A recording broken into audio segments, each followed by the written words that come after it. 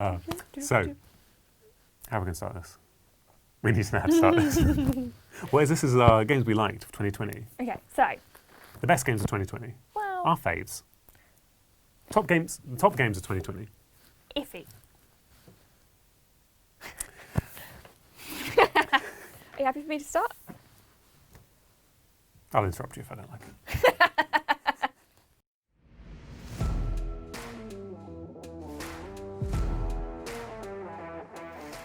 2020 was a very strange year for lots of reasons, including the worldwide pandemic and lots of staying in. So we're going to do a roundup of new stuff from the year we like, stuff that we've also just happened to have played, or new ways to have played. Yes. Like many of us have. And this is, I guess, the definitive list of good games from the year. Bye. This is a game I call Troyer's Dice. I believe it's actually pronounced Twire's Dice. However, this is a roll and write version of a game from maybe 10 years ago called Troyer's or Twire's, and that's a city building, meeple placement, worker placement sort of game. This, however, is the best roll and write I've played, maybe ever. I think that's fair to say. Chris and I have sort of an argument, maybe, over debate, Yes. over roll and writes. Where Strong disagreement. A fair disagreement in which I really enjoy roll and writes. I think they're great fun. You tend to find them boring with no goals. I find them mostly tedious. Which I strongly disagree on. Gerald's Ducana is still a bitter point.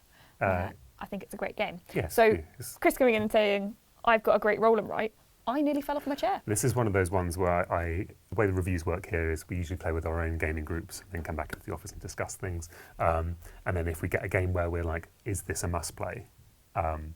This is one of those games I came into the office with and said, okay, I need everyone here to try and play this and work out whether this can have a must play or not.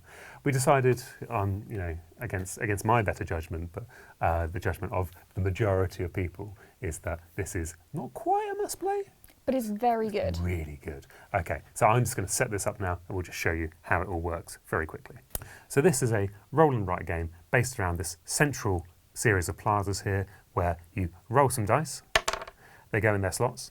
Depending on what colour these lovely see-through dice are on. They are nice dice.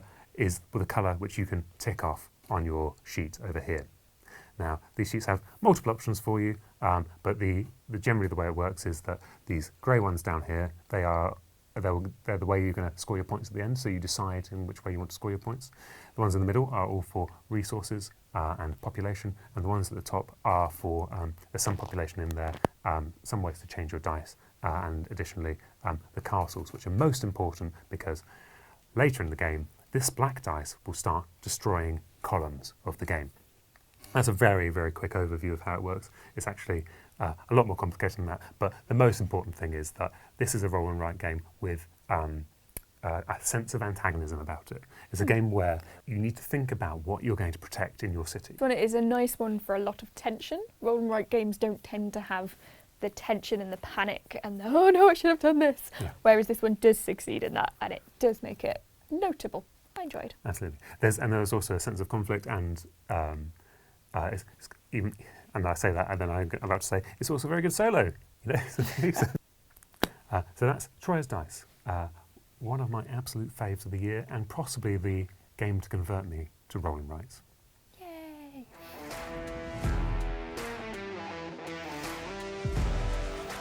So 2020 also brought us a game of cat and mouse, which is hands down one of my favourite games, possibly ever.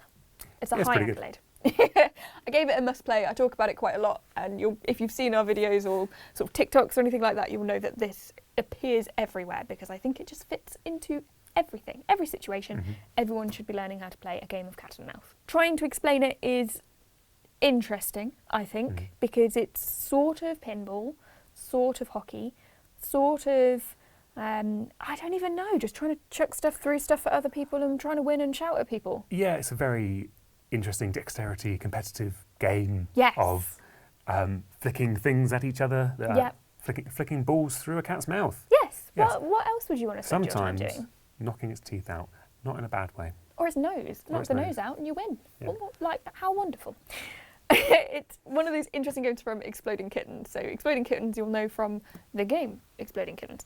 But it has their usual sense of humour and sort of bright colours and just fun. I think if you did this any other way without a cat that had a rainbow coming out of its mouth, it wouldn't be as fun because part of it is the visual of itself. Now this game is fabulous as well because the box is the game. There's nothing wasted. If I flick this open, she says,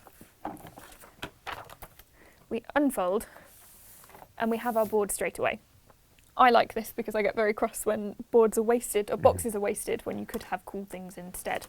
Now just to give you an idea, if we pop this into here, you'll have a little magnetic flicker, which is a paw that you pop in, as easy as that, and pretty much you're away. Now, of course, when you're playing with other people, this starts off as a simple, oh, yeah, no, I'll just get it through. And then within a minute, you're like, no, stop it, I'm doing this. And then you get to the point where you're like, will you stop it? In the most wonderful way. Those sorts of games are sort of interactions and tournaments and sort of the wonderful engagement that I think 2020 has struggled with this year. Absolutely, as Charlie says, it's the kind of game you get really quiet into. If you're like me, you go very quiet and you are absolutely focused. Like, yeah, there seems to be two kinds. It's yes. either the silence and the game face, or the sort of shouting. I am a shouter. Yes, you are. Yeah, I want to win, and the best way to do that is to do so loudly, which is interesting because I'm quiet in person, but really, I will win. Absolutely, and yeah, so it's just a. It's hard to describe how enjoyable it is to hear this noise with the sound of rubber balls bouncing off things and the occasional. I think it's wonderful, and that's why it's one of my favourites for this year.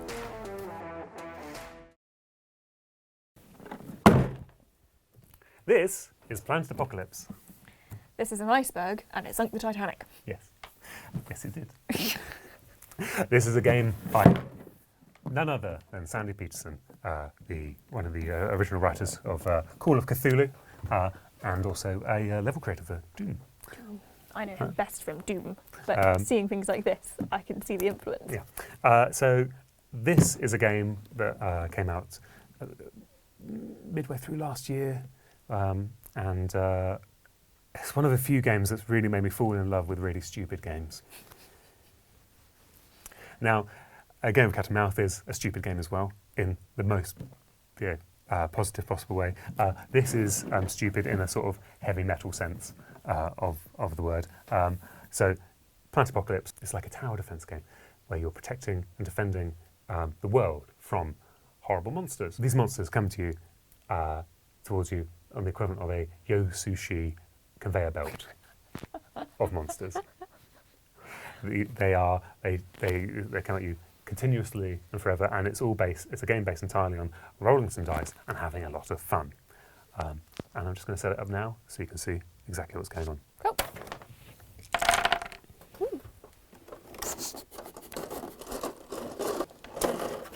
So nice. Oh, more dice. Okay.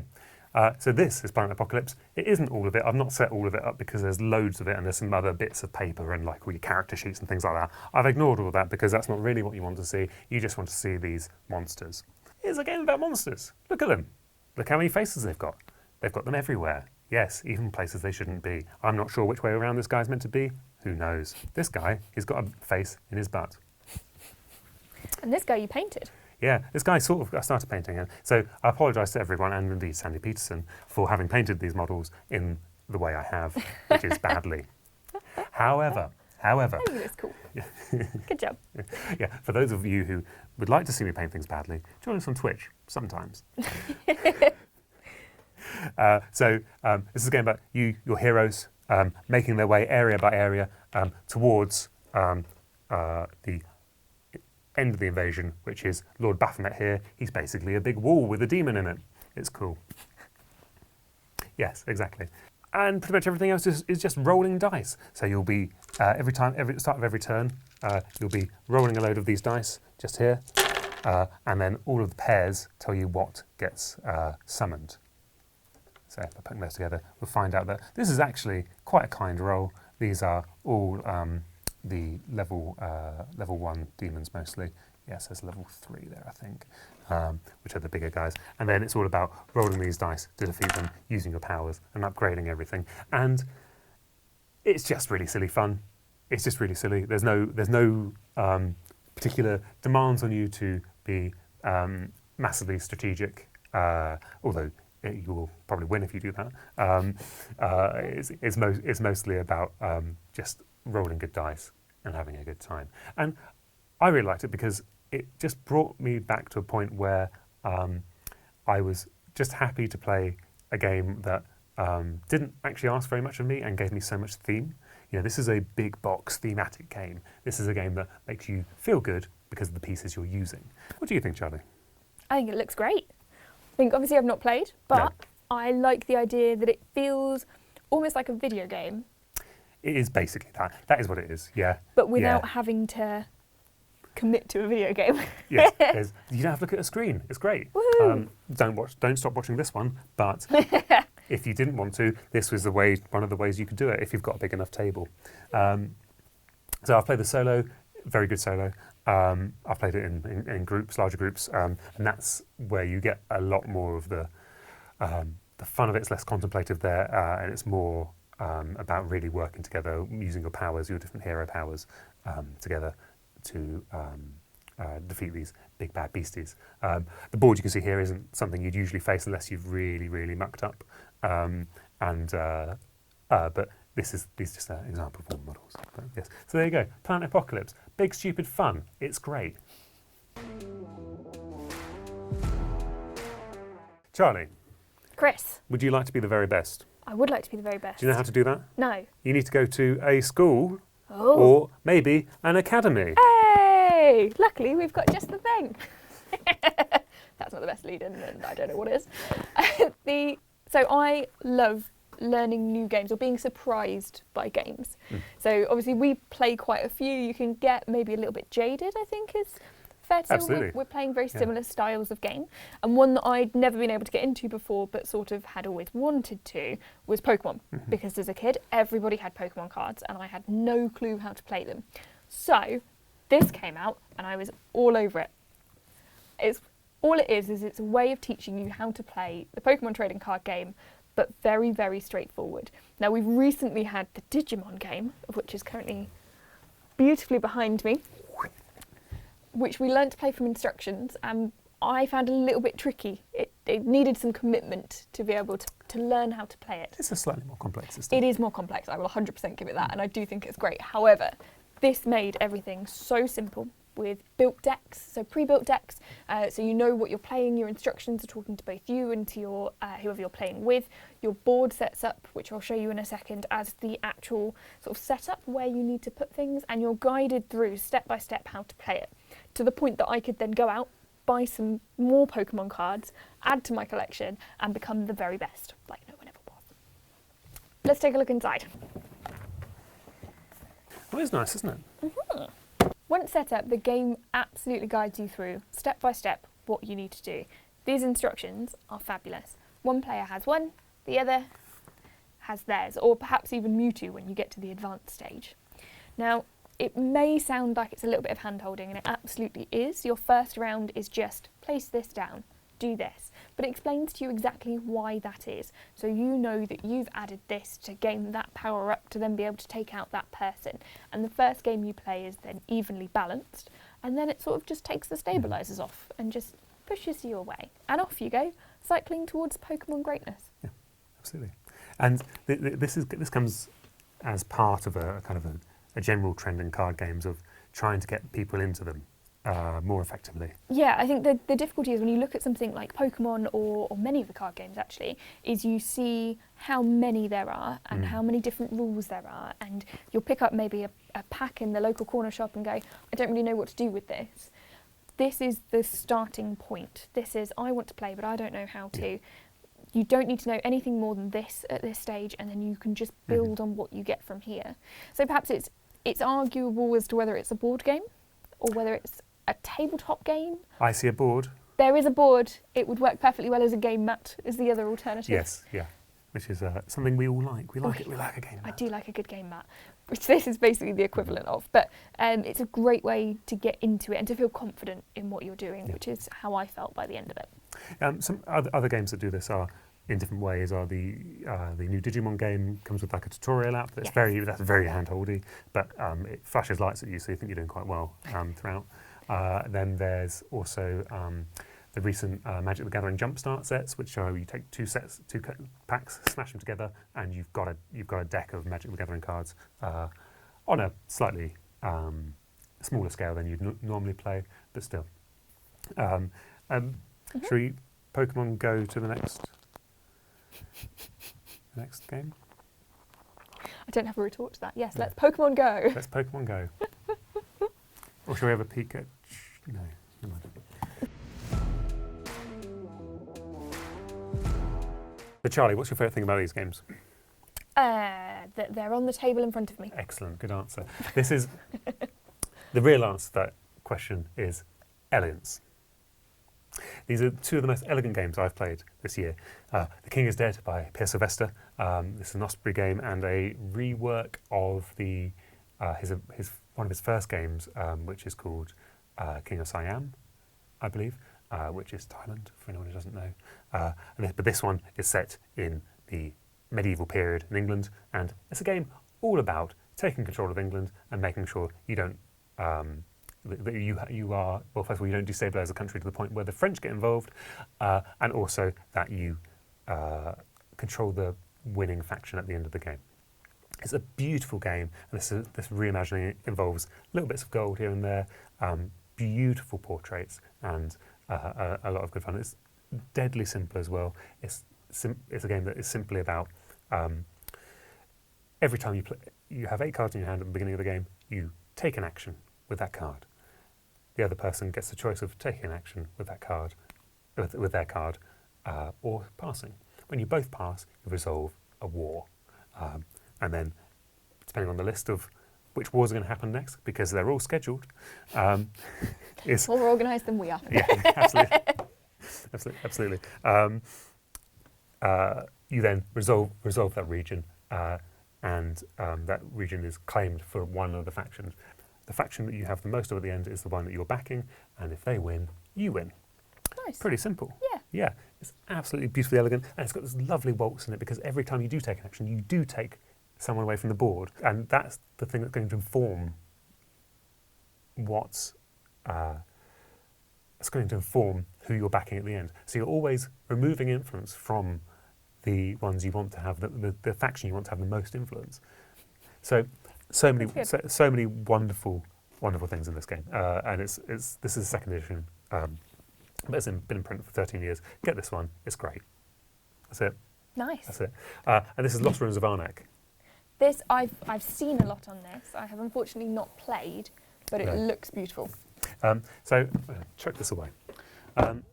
Right, the king is dead and he's on the floor. Right. And now he's lost in the ruins of Arnak. And now he's lost in the ruins of Arnak. Yep. You know what it's like. You've lost your keys. Where are they going to be? The last place you look? Arnak. Of course. So, in Lost Ruins of Arnak, another absolute banger from Czech Games Edition, we have players working their way across the board in a mixture of worker placement and deck building. So, throughout the game, you're going to be using your cards, which you play on your turn, to generate resources mostly, or perform additional actions, or pay for things, or pay for your worker placement slots. Now, then you'll take the action of placing your explorers on the board, and that all sounds pretty standard. Except again, it's another game where you're going back and forth with other players, and the turn only ends when you actually pass. And the thing that makes it so wonderful is that everything resolves. You get to do everything in your hand.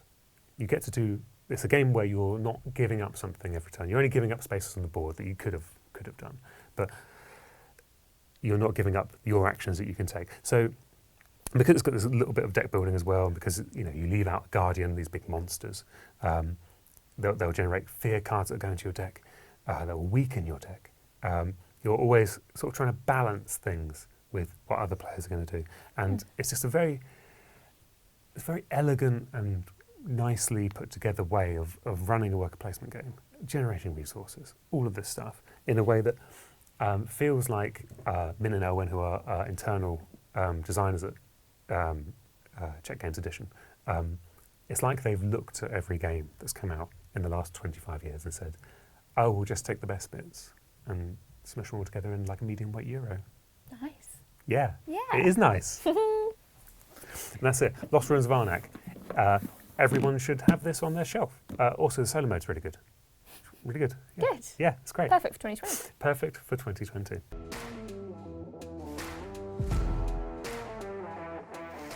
For my next entry, it's one, let's be honest, it's not been released in 2020. It's not new to a lot of people. Probably most of our audience will have played Dungeons & Dragons before. But to me, role-playing was something that you did in like a job interview and came with high levels of stress. Until this year. Now, I've always wanted to play Dungeons & Dragons because the idea of the sort of storytelling, the narrative, the way that you take yourself through these games appealed to me. But I never had the sort of opportunity to do so. Unfortunately, saying this to a friend of mine who just so happened to be organising a weekly game that I'm currently in, I am now sort of mid-level obsessed. This is the sort of thing where you can't just sort of casually, oh yeah, I play every week, that's fine. No, I have dice, I have everything I possibly can, I watch videos on others, we've got all the new stuff. Now, D&D has brought out stuff this year, so there's Tasha's Cauldron of Everything, there's Run the Frost Maiden amongst others, but to me, just playing was new and fun and exciting. So what I would say is, my game of 2020 is Dungeons & Dragons, and it could easily be someone else's game of 2021. Yeah. So, to appease the dice goblins of the world, we're just about to do this. Critical hit!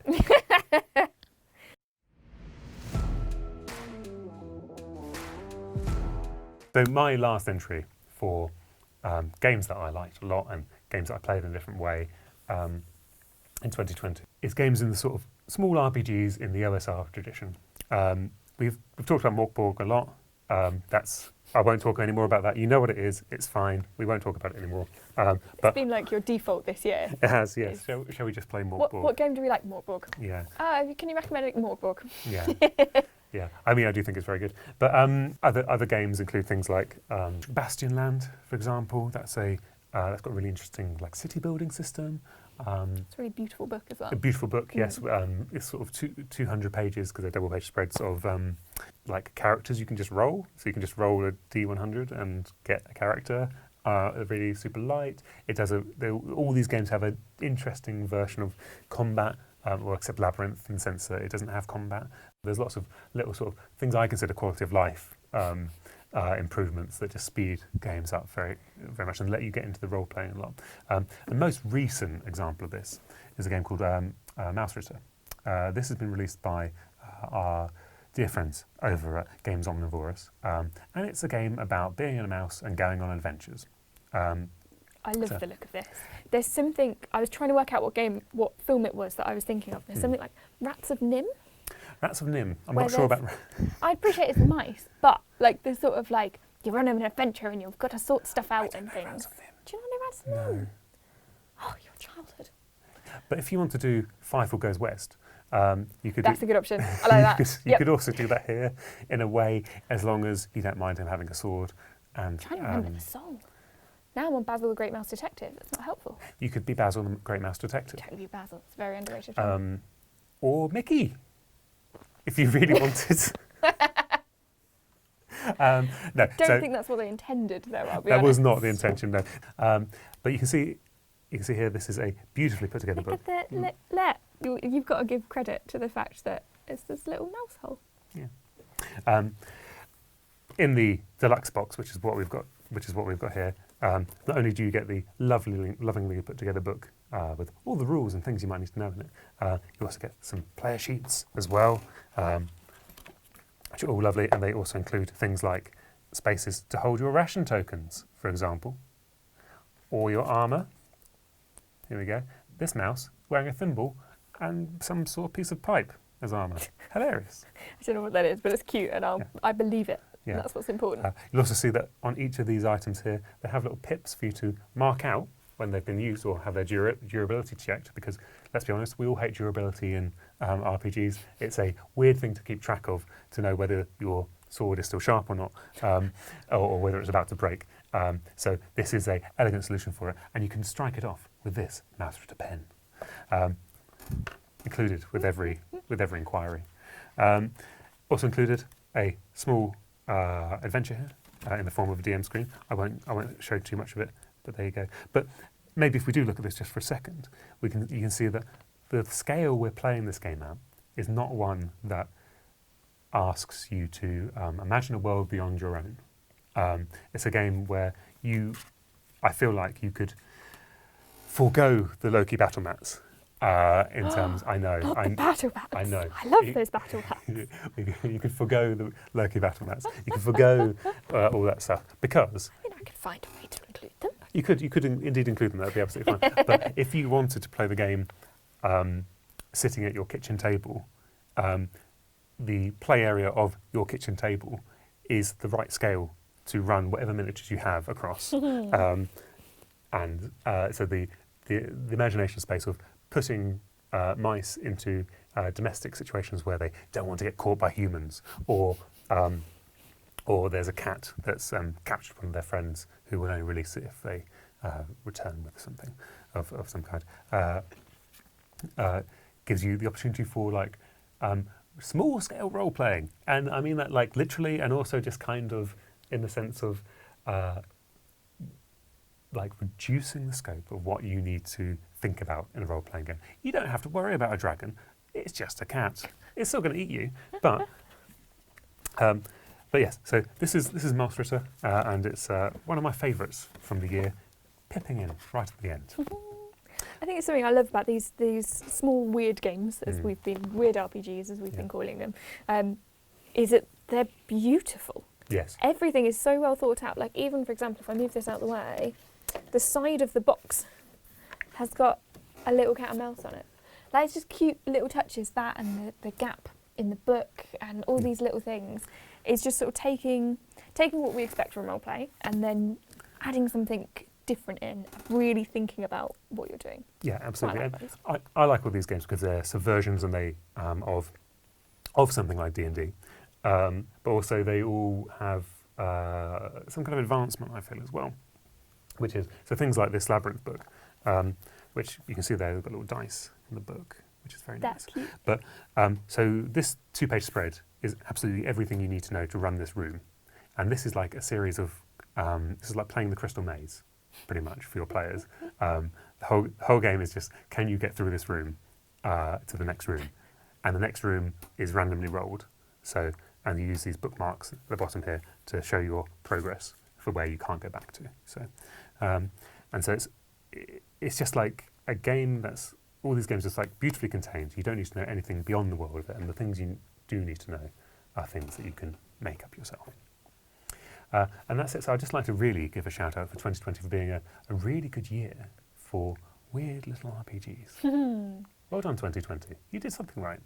We've got one thing. We found it.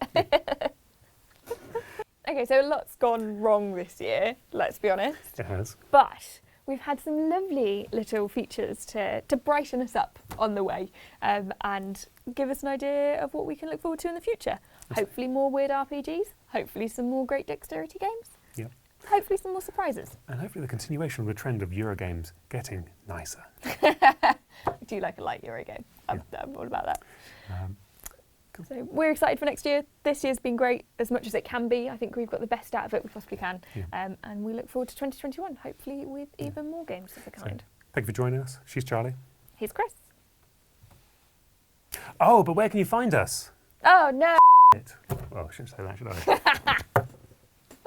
We'll beat that bit. So you can find us on Twitter at... You can find us on Twitter at Tabletop Mag. You can find us on Facebook at Tabletop Gaming Magazine, and you can find us on Instagram at tabletop_gaming_magazine. And on our website as well. Website. Yeah, there's news there, as well as ways to subscribe to the magazine. Which, have we got one of those magazines back here? I do believe there are a few. Okay. dotted around. It's almost like we've done a couple of them. Here's a magazine. It's a very good magazine that you can subscribe to on our website, Not which biased. is tabletopgaming.co.uk. You can also buy it in shops and supermarkets, but, you know, get it from us. It's good.